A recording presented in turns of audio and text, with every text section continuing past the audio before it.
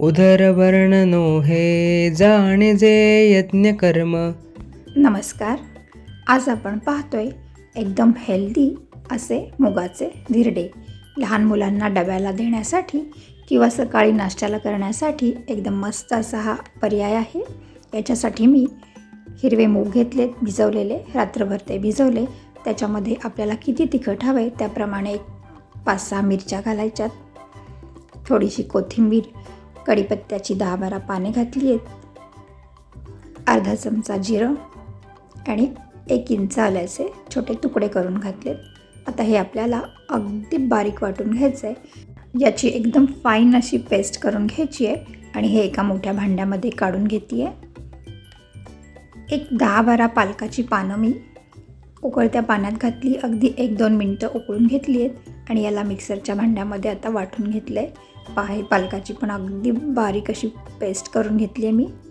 आता याच्यामध्ये अर्धी वाटी रवा घालायचा आहे, 1-2 चमचे बेसन पीठ घालायचं आहे म्हणजे याला छान बाइंडिंग येईल आणि 1-2 चमचे तांदळाचं पीठ घातलं आहे म्हणजे हे छान कुरकुरीत होईल.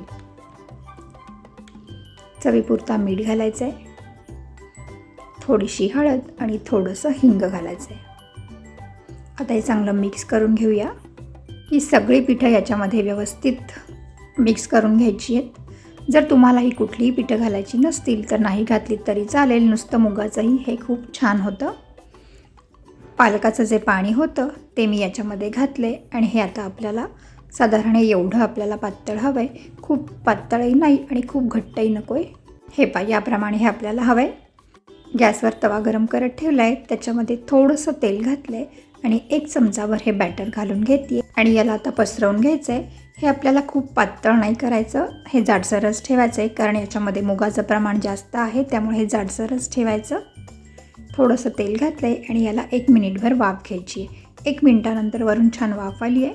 मग याला आपण उलटवून घेऊया. पहा मस्त जाळीही आली आहे आणि रंगही छान आला आहे. याचप्रमाणे आपण सगळे धिरडी करून घ्यायची आहे.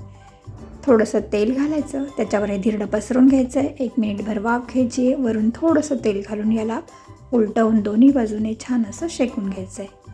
ही धिरडी पटापट तयार होतात. नाश्त्यासाठी एकदम हेल्दी असं ऑप्शन आहे. मुलांना डब्यासाठी द्यायलाही खूप छान असा पर्याय आहे. तवा सेट झाला की आपल्याला नंतर तेल लावायची गरज पडत नाही.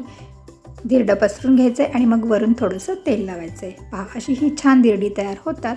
एकदा नक्की करून पहा आणि रेसिपी आवडली तर लाईक करा, कमेंट करा, शेअर करा आणि चॅनलला अजून सबस्क्राईब केलं नसेल तर सबस्क्राईब करा. बाजूचं बेलचं बटनही प्रेस करा म्हणजे माझ्या व्हिडिओचं नोटिफिकेशन तुम्हाला मिळेल. लवकरच भेटूया एक छानशी रेसिपी घेऊन. धन्यवाद. राधे राधे.